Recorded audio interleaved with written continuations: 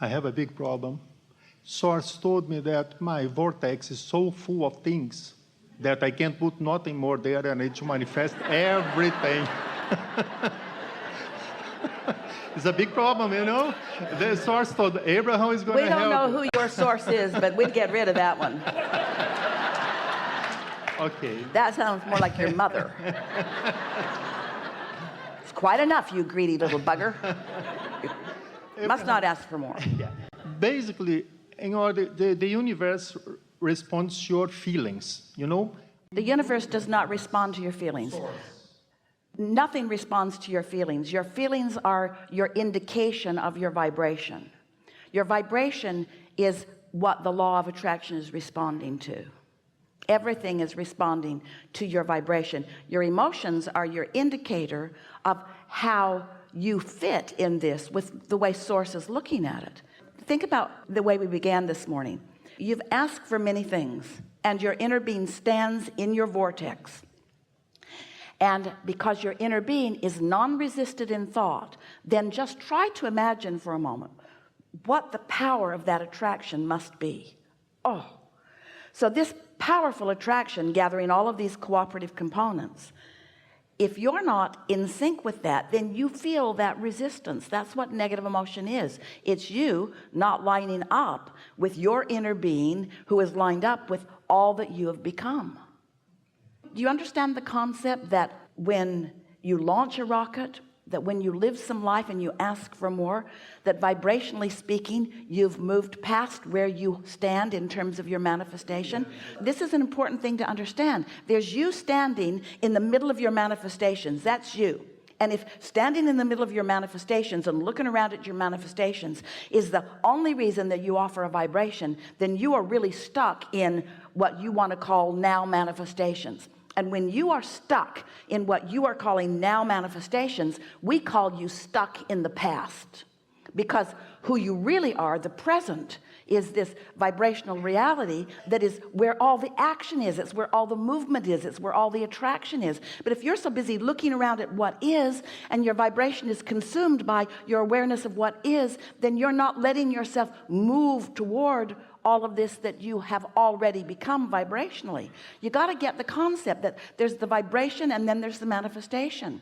We are talking about vibrations turning to thoughts, and thoughts turning to words, and words turning to impulses, and impulses turning to things. And humans, for the most part, just want to talk about the things, what's already manifest. Well, that's old news. That's old news. And it's a waste of current vibrational vitality. And it's not where your inner being is. You know the biggest difference between your inner being, the non-physical source of you, and you? Your inner being never looks back. And do you know what back is? Now is back in relationship to the way your inner being sees things. The money in your bank account is irrelevant. The vibrational reality is where your inner being is focused. But there are so many realists in the world that want to say, oh, that's just crazy talk. And we say, well, then you'll be stuck in what is, just regurgitating different places, different faces, but same experience over and over and over and over and over again. Yeah. There is one time on my life where I did many out-of-the-body experiences, okay? I was capable to talk to people that passed away. I was capable to see my body on the bed, things like this. One thing that you say is that when you croak, we get to the source and you receive, we know everything that we are. But the thing is... But you don't have to have a death experience no, you don't in order to do that. You don't meditate. Have. But the thing is, the reality that I saw is different than this. I mean, I didn't see everybody knowing everything about themselves, so everybody's like in a high level of the development, you know? I see different conscience there, not the same, not like a high level. I mean, I know that we got more than one. Well, we wouldn't spend any time taking a snapshot in time. In other words, what you saw was what you were allowing yourself to be given the mix of vibrations that you had going on at that time, period. Period. Okay. Doesn't mean that it stays the same right now, it changes. Never-endingly. This is a never-ending state of becoming. That would be like saying, what you just said to us was not different than saying, one time I drove down a street and I saw a garbage can tipped over. No, I understand that the things may not be the same, but my point is, What is your question? my question Stop is, for just a moment and consider this. Consider that you have an active vibration going on here. You have a window into all that is. You are speaking with those who are in cahoots with infinite intelligence. In other words, we're all hooked to that. So what would be the most meaningful thing that you could know as a result of this relationship that's happening right now? You want to go back and regurgitate something that you saw a long time ago? No, I understand. Yeah, no, this is not really important. But my point is, for example, we are evolving, okay? Abraham knows everything about everything. But we don't focus on everything about everything, because if you're focused on everything, you're focused on nothing. Pick something. Okay. You see what we're getting at? Based on your view for myself, what's the advice that you may give me based on what you Oh, now see that's from the me? coward's way out of this. We want to know what you want to know, and you say, Abraham, tell me what I want to know. Because you have a different view from us here than we have. You know exactly where I am standing from what you want. We'll speak that to you clearly. If we were standing in your physical shoes, knowing what we know about all of you, not just the you that's in your physical shoes, but the you who from your physical shoes has created a magnificent vortex, a whole new stream of never-ending becoming. If we were standing in your physical shoes, our question would be, how can I move in the direction of what I have become? We wouldn't be saying, what is it that I've become? Because we would understand. If we were standing in your physical shoes, we would understand, because it's us standing in your physical shoes, we would understand that you could not possibly contemplate everything that you've put into your vortex. So our question would be, what is my path of least resistance for the most joyous motion forward that I can experience? Because then you would be understanding that it's not about getting anywhere, it's about enjoying the process of movement toward.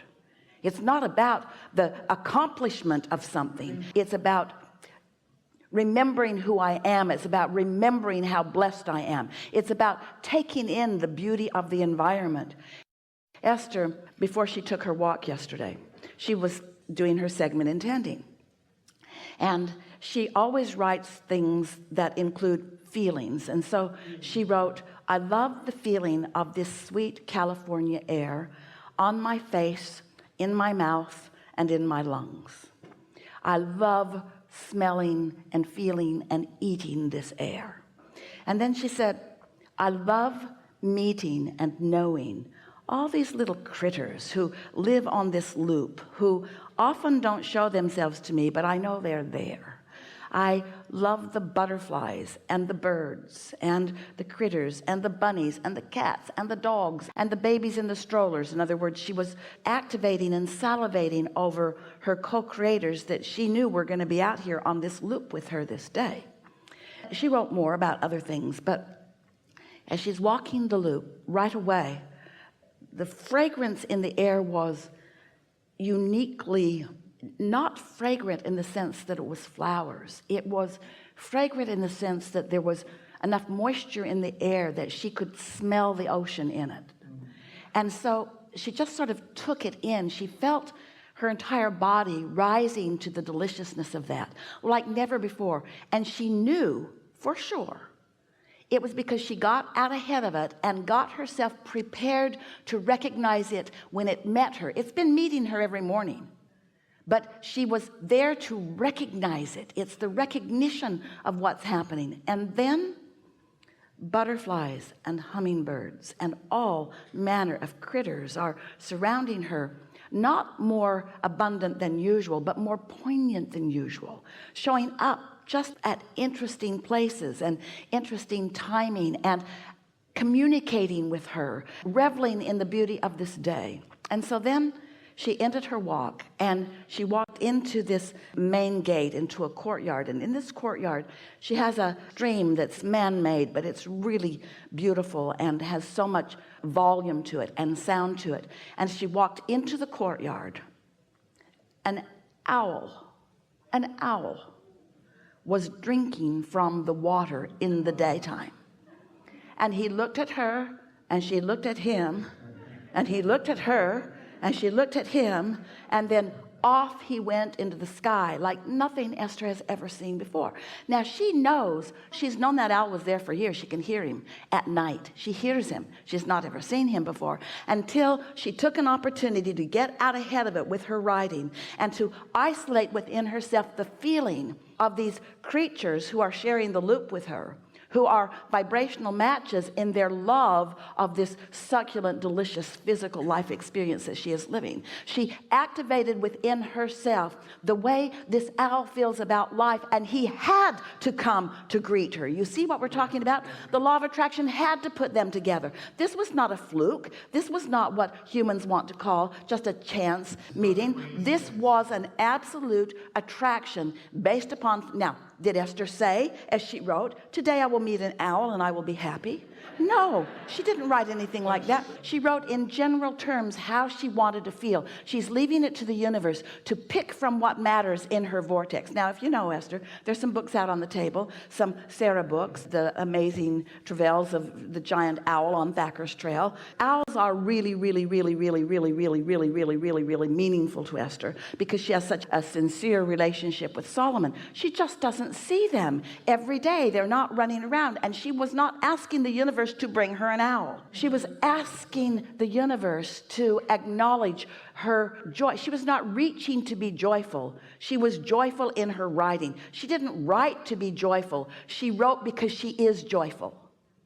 Can you feel the difference? This segment intending is about how I feel now. I feel loved. I feel blessed. I feel sure. I feel eager. I feel happy. I feel whole. I feel vibrant and alive. Can you feel what that's doing? It's activating her vibrational point of attraction. And then as she takes that feeling person, that person who feels like this, and she moves around her lovely loop, then anything that is a vibrational match to how she feels must show itself to her. It's co-creation at its best, you see. You have to accept that it's a beautiful world that you live in, and you have to calibrate yourself to the beauty of the world. You have to accept that you are a blessed being, and you have to calibrate yourself to that blessed being that you are. You have to accept that you're intelligent and wise and adored and whole, and practice the vibration of that until everything that comes back to you reflects that to you, you see.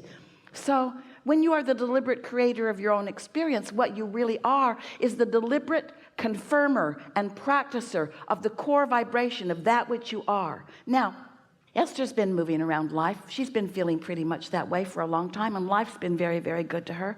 But it is, so much more satisfying when she identifies something, as we're wanting to get you to do, identifies something, activates it in her vibration, savors it, writes words around it, sits and contemplates how those words feel, calibrating, and then deliberately moves out in the world so that the world can show her that it heard her calibration, that it honors her calibration, that it recognizes her calibration, that it is responding to her calibration. You are the creator of your own reality because you are the calibrator of your own vibration.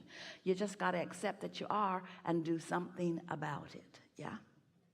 Thank you very much. Yeah. Yeah.